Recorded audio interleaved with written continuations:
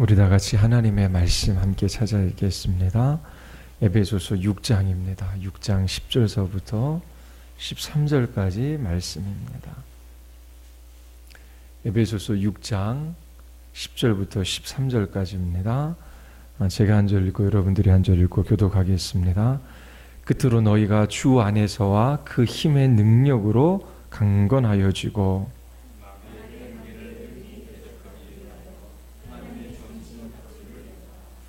우리의 씨름은 혈과 육을 상대하는 것이 아니요 통치자들과 권세들과 이 어둠의 세상 주관자들과 하늘에 있는 악의 영들을 상대함이라.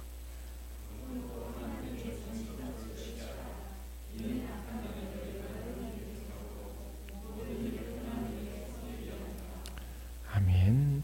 우리 말씀 듣기 전에 기도하시겠습니다. 하나님 아버지, 이 금요일 밤에 저희들이 함께 모여 주님의 뜻을 따라 우리의 가정과 공동체와 또 이 세상을 위하여 주께 간구하기를 원하나이다. 주님께서 진리의 말씀으로 교훈하시고 가르치시고 우리 심령을 바르게 하여 주셔서 주님의 뜻대로 기도하게 하여 주시며 우리의 기도를 사용하셔서 일하시는 하나님의 놀라운 구원의 역사를 보게 하여 주시옵소서. 하나님, 우리에게 동일한 목적과 목표를 가지게 하시고 우리 모두 주님의 나라를 위하여 이 길들을 걸어가게 하여 주셨습니다. 하나님, 날마다 우리의 삶의 목적과 의미가 어디에 있는지를 깨달아 알게 하여 주시고 부르신 그 자리 속에서 그 소명을 따라 믿음으로 살아가게 하여 주시옵소서. 예수 그리스도의 이름으로 기도드리옵나이다. 아멘. 그리스도인들은 영적인 전쟁터 한복판에서 살아가도록 부름받은 사람들입니다. 주님이 우리를 부르시는 그 마지막 날까지 우리에게는 영적인 싸움이 있다라고 하는 것을 잊어버리지 말아야 합니다. 이 영적인 싸움을 의식하지 못하고 살아가는 사람들은 하나님의 백성의 삶들을 온전히 살아갈 수 없지요. 왜냐하면 우리를 공격하고 넘어뜨려서 하나님의 백성다운 삶을 살아가지 못하게 하는 악한 원수들이 있기 때문입니다. 여러분들은 영적인 전쟁에 부름받은 하나님의 군사들입니다.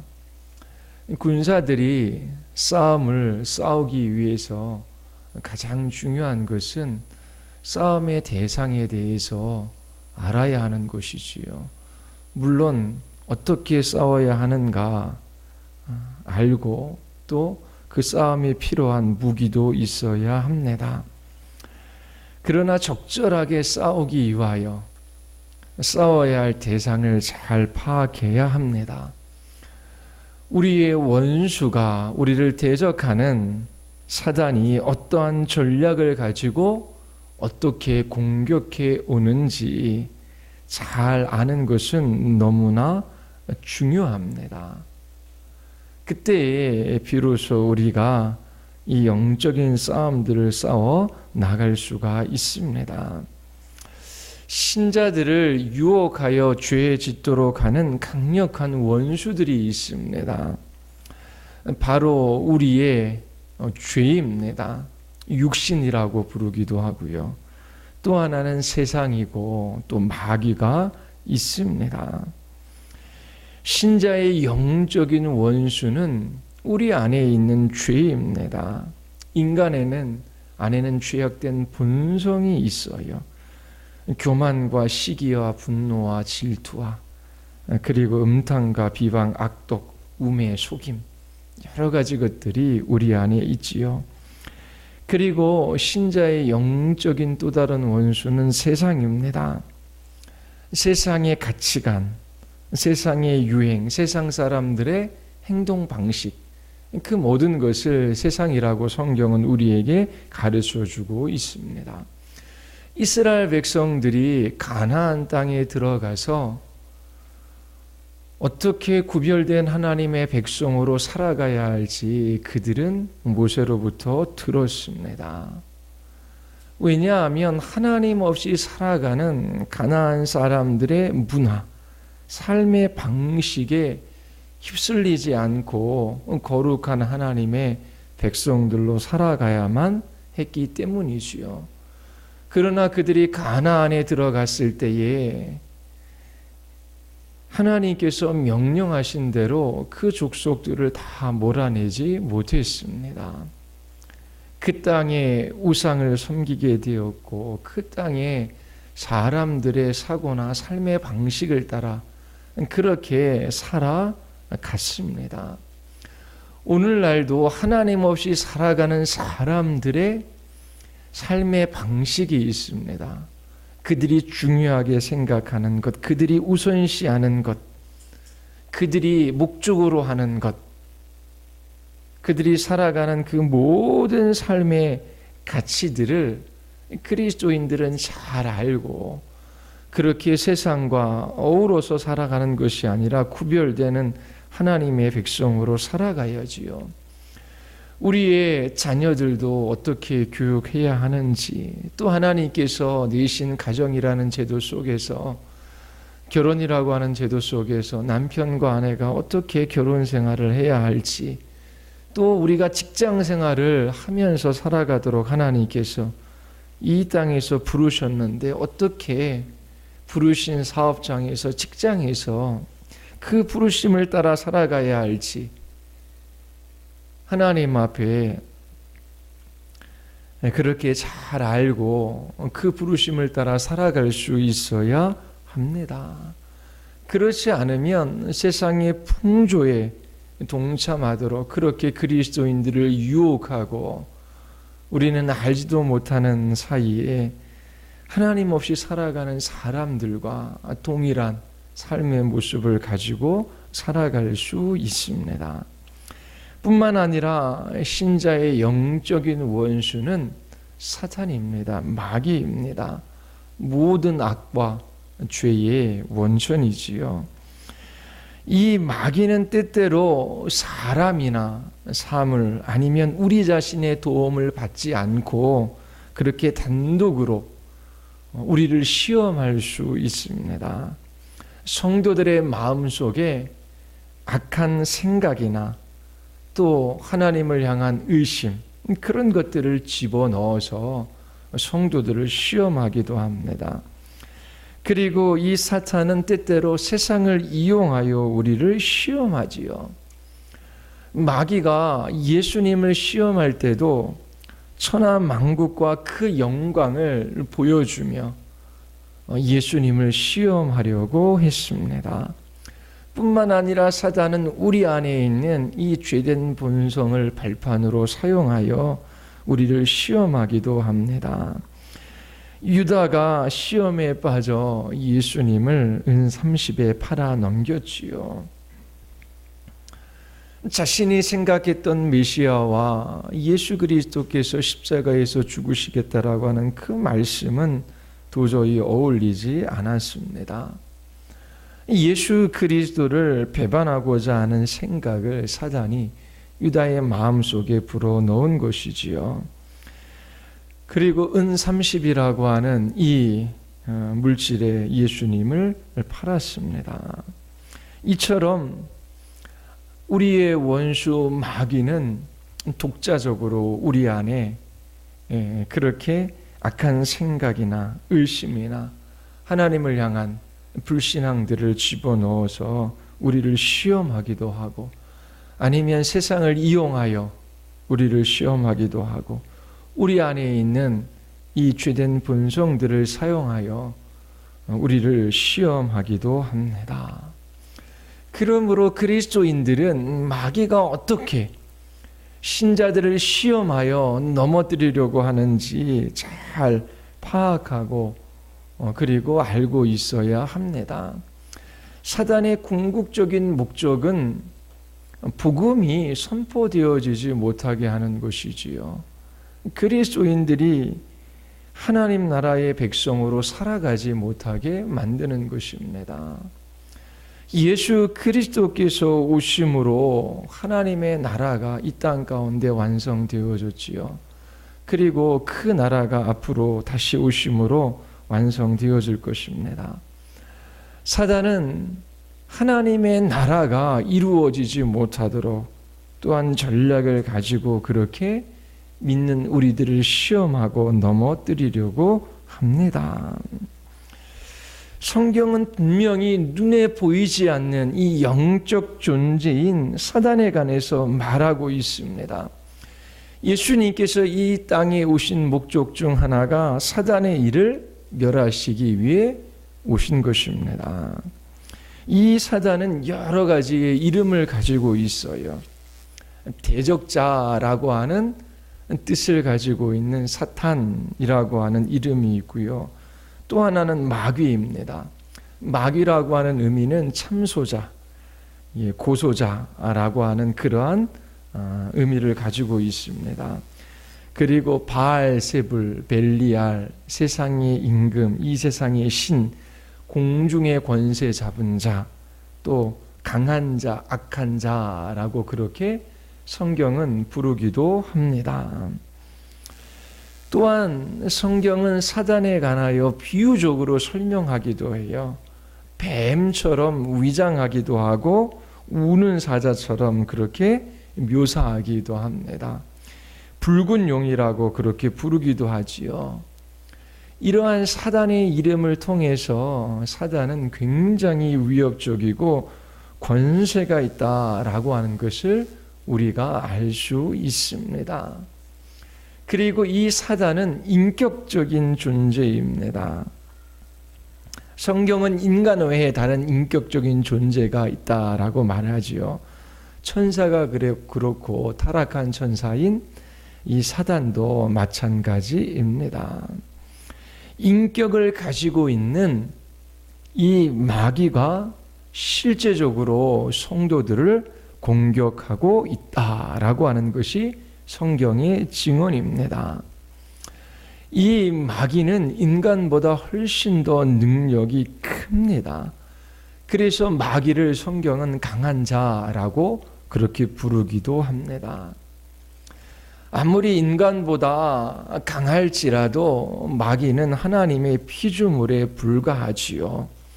인간보다 힘이 세지만 하나님보다 약하다라고 하는 것을, 하나님보다 힘이 셀 수 없다라고 하는 것을 우리는 알아야 합니다.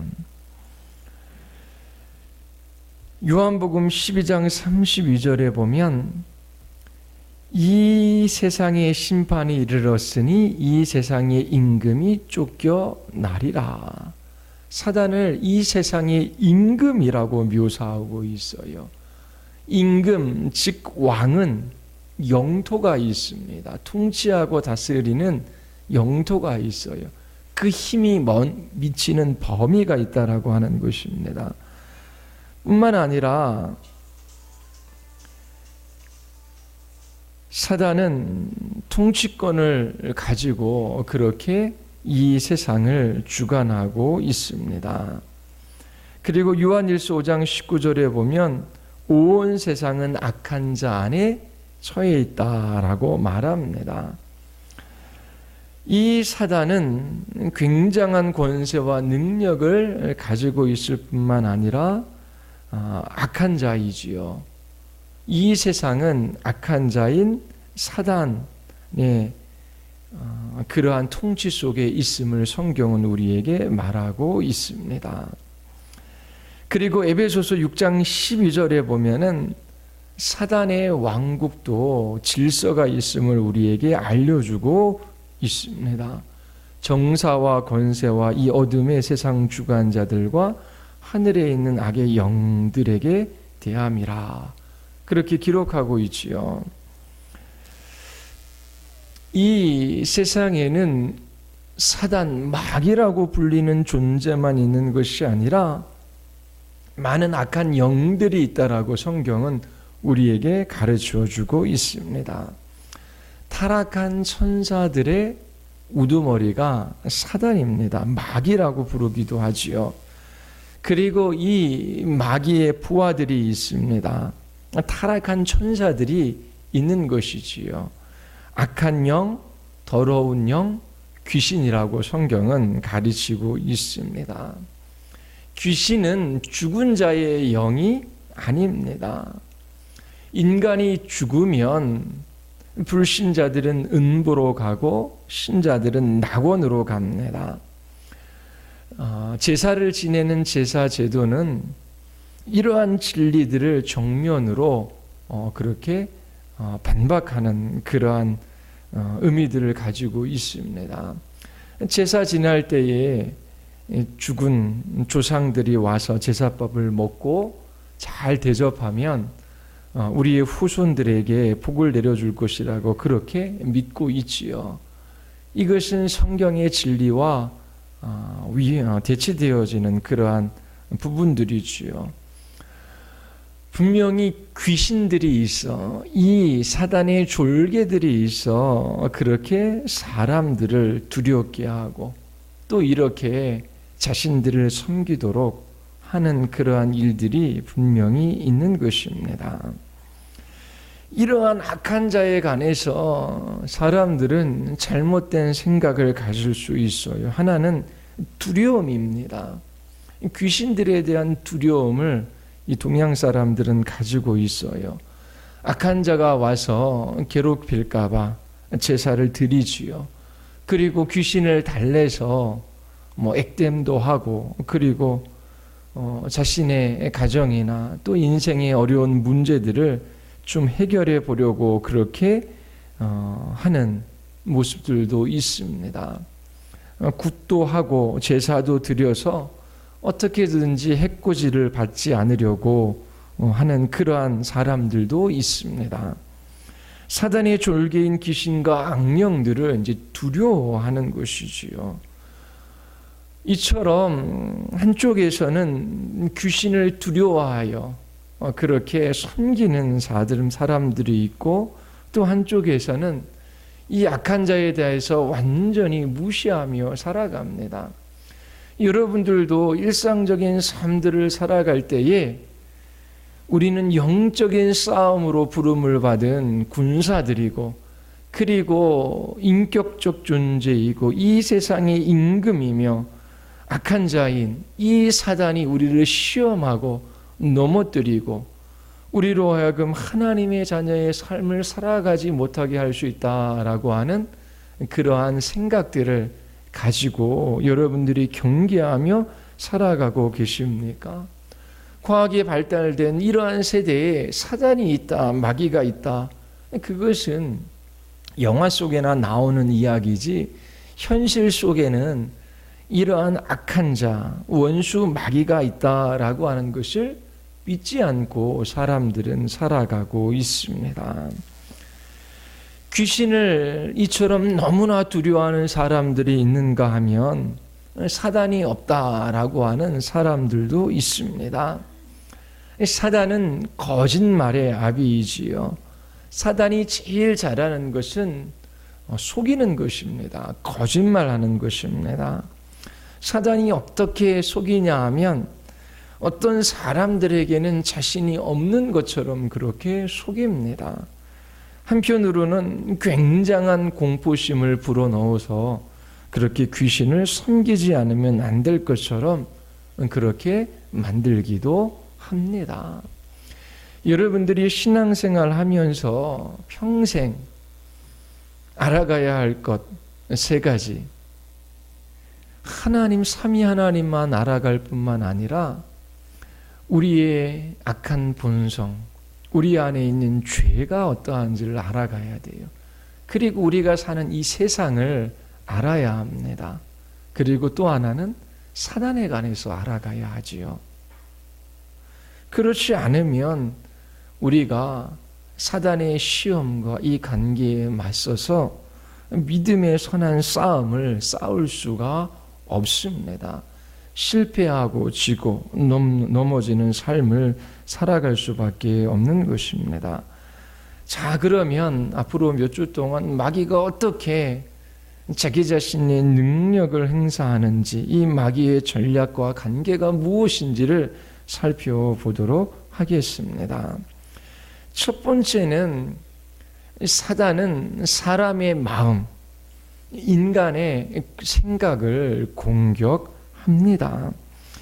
하나님의 형상으로 지음받은 인간의 특징은 인격이 있다라고 하는 것입니다. 특별히 하나님께서 사고하는 능력을 주셨어요. 이것이 다른 피조물들과 구별되는 지점이지요. 마귀도 인격적 존재로서 특별히 사람들의 생각을 공격합니다.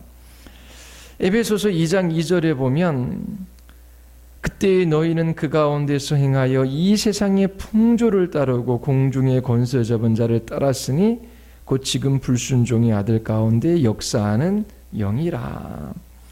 인간은 태어나면서 하나님을 대적하는 이 세상의 가치와 정신의 체계를 따라 살아갑니다. 이 세상의 통치력을 행사하는 공중의 권세 잡은 자가 있기 때문이지요. 마귀는 세상의 정신과 가치들을 조종합니다. 한참 인권을 보장해야 된다라고 하는 그런 가치 아래 동성애에 대한 논쟁이 계속해서 뜨겁게 일어났습니다. 그리고 미국에서는 동성애를 합법적인 결혼으로 그렇게 허락하는 주가 늘어나지요. 아주 유명한 미국의 한 신학자가 힐러리 클린턴보다도 트럼프를 지지하는 글을 몇 개월 전에 썼어요. 그런데 이번에 철회했지요. 왜냐하면 힐러리를 지지할 경우 기독교적 가치가 더 많이 무너질 수밖에 없다라고 하는 그런 평가들을 미국의 신학자들은 하고 있습니다. 그렇다고 해서 트럼프를 지지할 수 있는 것도 아니지요. 트럼프를 지지하는 글을 썼다가 그것을 내렸습니다. 그리고 지지를 공식적으로 철회한다라고 하는 그러한 입장도 분명히 표방을 했습니다. 우리가 미국의 대선에 관해서 다 알 수 없고 또 대선의 후보로 나온 그 두 사람에 관해서 우리는 잘 알지 못하지만 미국의 신학자들은 민주당에서 나오는 대통령 후보들이 이 기독교적 가치들을 많이 훼손해 왔다라고 하는 그런 이야기들을 해요. 예전에 조엘 비키 목사님이라고 개혁주의 신학자이고 목회자이고 또 신학교도 하시는 분인데 그분도 와서 본인은 그렇게 민주당의 정책들을 지지하지 않는다라고 하는 그런 말씀을 하시더라고요. 어쨌든지 이 세상의 가치나 사상이나 정신, 이제 그런 것들을 사람들이 이끌어간다라고 생각하는데 성경은 그렇지 않고 세상의 권세 잡은 자들이 사람들의 마음에, 정신에, 그들의 생각에 이 세상의 정신과 가치를 불어넣고 조정한다라고 그렇게 성경은 가르치고 있습니다. 결혼에 대한 가치와 견해, 가족에 관한 것도 마찬가지고 인간에 대한 생각도 마찬가지지요. 성경적인 가치를 훼손하고 그렇게 세상적인 정신과 가치를 사람들에게 불어넣습니다. 어떤 방법으로 마귀는 세상의 정신과 가치를 조정할까요? 고린도후서 4장 4절에 보면 그 중에 이 세상의 신이 믿지 않은 자들의 마음을 혼미케 한다. 그리스도의 영광의 복음의 강체가 비치지 못하게 함이니 그리스도는 하나님의 형상이라. 인간은 자기 자신들이 자유롭게 사고하고 그리고 자기 자신이 내리는 판단을 따라 자유롭게 행동한다라고 그렇게 생각하지만 성경은 이 세상의 신이 믿지 않은 자들의 마음을 혼미케 하여 그들의 생각과 정신과 사고 가치를 지배하고 있다라고 말하고 있습니다. 참으로 자유한 사람들이 아니라 그들은 이처럼 이 세상의 신의 통치와 다스림 속에서 속방당한 채 살아갈 수밖에 없는 것이지요. 예수 그리스도 그분의 가치, 그분의 아름다움, 그분의 영광, 그분의 위대함을 그들은 보지 못합니다. 예수 그리스도보다 이 세상에 있는 것들이 훨씬 더 매력적이지요. 하나님보다 이 세상에 있는 것이 더 가치가 있습니다. 이 세상에 있는 것들을 사랑하며 그들이 살아가는데 그 끝은 파멸과 멸망밖에 없는 것입니다. 여러분, 나가서 한번 전도를 한번 해보십시오. 전도하면 사람들을 1대1로 만나서 그렇게 이 복음에 관해서 한번 증거를 해보십시오. 그들의 생각이 얼마나 속박되어져 있는지, 이 세상에 얼마나 매여 있는지 금방 발견할 수 있을 겁니다. 저는 복음을 전하면서 사람에 관해서 하나님께서 배워가게 하셨어요. 사람들이 이런 생각과 이런 가치와 이러한 사고를 가지고 살아가고 있구나. 어려서부터 교회에 다녔으니 성경적인 이야기들을 많이 듣고, 그리고 분명히 예수 그리스도를 믿는 믿음이 있기 때문에 그리스도를 중심으로 해서 사고하며 그렇게 살아갔지요. 그런데 예수님을 믿지 않는 사람들의 그 중심에 있는 것을 파고들어 이야기하면 정말 그들이 이 세상에 속박되어져 있다라고 하는 것을 우리는 발견할 수 있습니다. 이처럼 마귀가 세상 사람들의 마음을 혼미케 하여 마땅히 보아야 할 그리스도를 보지 못하고 마땅히 따라가야 할 그리스도를 따라가지 못하며 이 세상의 가치와 정신을 따라 그렇게 그들이 속박된 채 살아가고 있음을 우리가 볼 수 있습니다. 여러분들에게 여러 번 말씀드렸지만 세상의 최고의 가치는 행복이에요. 그리고 행복하기 위하여 뭐가 필요합니까? 물질이 필요합니다. 거의 대부분의 사람들이 여기에 사로잡혀 있어요. 뉴스에 오르내리는 많은 뉴스거리도 결국 돈의 문제이지요. 불신자들은 이처럼 세상의 권세 잡은 자 아래 살아가고 있기 때문에 우리가 말로 설득해서 그렇게 구원에 이르게 할 수 있는 것이 아닙니다. 주님께서 역사하셔서 그들의 혼미한 마음을 거두어 내시고 진리의 빛을 그들에게 비추어 주시는 일들이 있어야 돼요. 이처럼 사단은 먼저 사람들의 생각과 정신, 마음을 공격하고 지배합니다. 신자들에게 있어서도 마찬가지예요. 창세기 3장에 보면 하나님께서 창조하신 아담과 하와를 사단이 어떻게 공격하는지 우리가 볼 수 있습니다. 첫 번째는 그 마음 안에 의심을 불러 일으키는 것이지요. 이 동산에 있는 모든 실과를 하나님께서 먹지 말라 하였느냐. 하나님의 성품에 대한 의심을 불러 일으킵니다. 그리고 거짓말을 하지요. 먹으면 절대로 죽지 않는다. 먹으면 하나님처럼 될 수 있다라고 하는 것입니다. 신자 안에 하나님과 하나님의 성품에 대한 의심을 불러 일으킵니다. 그리고 거짓된 생각들을 우리 안에 심어 놓지요.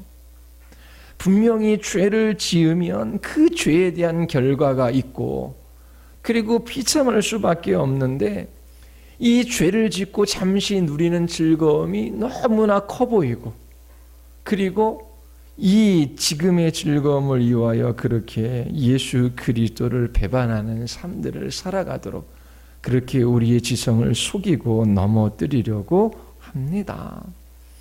그리고 하나님 중심적이지 않고 사람 중심적인 사고들을 해 나가도록 그렇게 이끌어요. 베드로가 예수님에 대한 놀라운 신앙 고백을 하지요. 주는 그리스도시요 하나님의 아들이십니다. 예수님께서 이를 내게 알게 한 이는 하늘에 계신 내 아버지다라고 말씀하십니다. 예수님께서 십자가에서 죽으실 것을 말씀하셔요. 그때 베드로가 그리 마옵소서, 이 일이 결코 죽게 일어나지 않을 것입니다. 그때 예수님께서 베드로에게 말씀하셔요. 사단아, 내 뒤로 물러가라. 내가 하나님의 일을 생각하지 않고 도리어 사람의 일을 생각하는도다. 하나님 중심적인 사고가 아니라 바로 사람 중심적인 사고를 하도록 사단이 우리를 그렇게 이끕니다. 예수님께서 베드로에게 말씀하실 때 사단아 네 뒤로 물러가라 그렇게 명령하시는 것을 통해서 우리가 볼 수 있습니다. 신앙생활을 하면서 정말 신앙생활을 제대로 잘 하나님 앞에 해보고 싶은 사람들이 있는데 딱 걸려 넘어지는 지점이 믿음의 주요 온전케 하시는 예수 그리스도를 바라보지를 못해요. 잠시 바라보다가 자기 자신을 바라보지요. 임종시에 죽음에 관해서 두려워하시는 분들이 있어요. 충분히 그럴 수 있습니다. 신앙이 있어도 두려워할 수 있어요. 왜냐하면 하나님과 하나님의 약속의 말씀, 그리스도 안에서 하나님께서 행하신 그 일들을 붙들기보다 자기 자신이 살아왔던 삶이 하나님 보시기에 너무나 부족하기에 죽음 앞에서 두려워하는 것이지요. 그리고 죄를 짓고 불순종할 때에 사단은 우리의 양심을 공격하고 참소하지요. 그래서 구원의 확신을 잃어버리기도 합니다. 이처럼 사단은 우리의 눈을 들어 그리스도를 바라보지 못하게 하고 여러 가지 것들로 죄나 죽음 아니면 두려움, 공포 사용할 수 있는 모든 것들을 사용하여 눈을 들어 그리스도를 바라보는 것이 아니라 자기 자신을 바라보고 낭망하게 그렇게 만듭니다. 이처럼 사단은 불신자 안에서도 역사하고 또 신자도 시험합니다. 우리의 지혜와 능력으로 이 사단의 이 관계들을 물리칠 수 없습니다. 불신자들을 위해서 하나님 앞에 기도해야 하지요. 마음이 혼미케 된 자들을 위하여 하나님 앞에 간구해야 하는 것입니다. 하나님, 저희들이 하나님의 복음을 들을 때에 그 마음 속에 어두움을 몰아내 주시고 이 복음의 빛, 이 영광의 빛이 비추어지게 하여 주시옵소서. 그리고 우리들 또한 주 안에서 그 힘의 능력으로 강건해지고 또 전신갑주를 취해야 하는 것입니다. 그리고 깨어 기도할 때에 하나님께서 분별하게 하셔서 이 영적인 싸움들을 싸워 나아가게 하십니다. 그리스도를 떠나서 우리가 어디에서 복된 삶을 살아갈 수 있겠습니까? 그리스도 안에서 여러분들이 참된 만족과 위로와 기쁨을 경험하며 주님의 나라를 소망하는 그러한 복된 그리스도인의 삶을 살아가고 계십니까? 예수 그리스도를 믿어도 힘들고 떠나갈 수도 없고 그런 어정쩡한 그리스도인의 삶이 아니라 참으로 하나님께서 그리스도 안에서 우리에게 주신 모든 복들을 누리며 저희들이 이 세상을 이기는 믿음의 삶을 살아갈 수 있게 하셨습니다. 분명히 우리에게 실패도 있고 넘어짐도 있지만 신앙의 연수가 더해갈수록 더 강건해지고 더 온전해져서 우리를 통하여 하나님 되심이 드러나는 복된 그리스도인의 삶을 살아갈 수 있도록 하나님께서 신자들을 부르셨어요. 목회자들도 그렇게 하나님 앞에 헌신적으로 섬기다가 목회 노년의 때에 사단이 시험에 빠져 망가지는 모습들을 많이 봅니다. 그 누구나 나는 괜찮다라고 확신할 수 없지요. 사단이 시험하면 넘어질 수밖에 없는 연약한 인생입니다. 그러나 예수 그리스도께서 사단의 모든 시험을 이기시고 그 권세를 파하셨기에, 마귀의 일들을 멸하셨기에 우리 또한 그리스도와 함께 이 사단의 괴계를 이기며 승리하는 삶을 살아갈 수 있습니다. 여러분들이 신앙의 연수가 더해 갈수록 더 거룩하고 온전한 그리스도인, 하나님의 충만한 수준에까지 이르러 정말 하나님이 기뻐하시는 믿음의 사람들로 나타날 수 있게 되기를 바랍니다. 우리 같이 한번 기도하시겠습니다. 우리 같이 한번 우리 하나님 앞에 기도할 때, 하나님, 약간 사단이 우리의 생각과 마음을 공격합니다. 진리의 말씀, 진리의 성령의 검으로 하나님 맞서 싸울 수 있도록 하나님, 우리가 부지런히 하나님의 말씀 앞으로 나아가게 하여 주시고, 성령께서 하나님의 복음을 더 깊이 깨달아 알아가게 하여 주시고, 또 하나님의 약속의 말씀을 붙들게 하여 주시옵소서. 우리의 생각과 마음을 지켜주시도록 우리 기도합시다. 그리고 하나님, 참으로 불신자들의 생각과 마음을 지배하는 이 세상에 권세 잡은 자가 있습니다. 하나님, 참으로 저희들이 하나님의 복음을 들을 수 있는 자리로 나오게 하시고, 하나님, 저희들의 그 어두운 마음을 거두시고 저희들에게 진리의 빛을 비추어 달라고 우리 같이 한번 우리 말씀을 기억하며 우리 같이 한번 하나님 앞에 우리 기도하시겠습니다.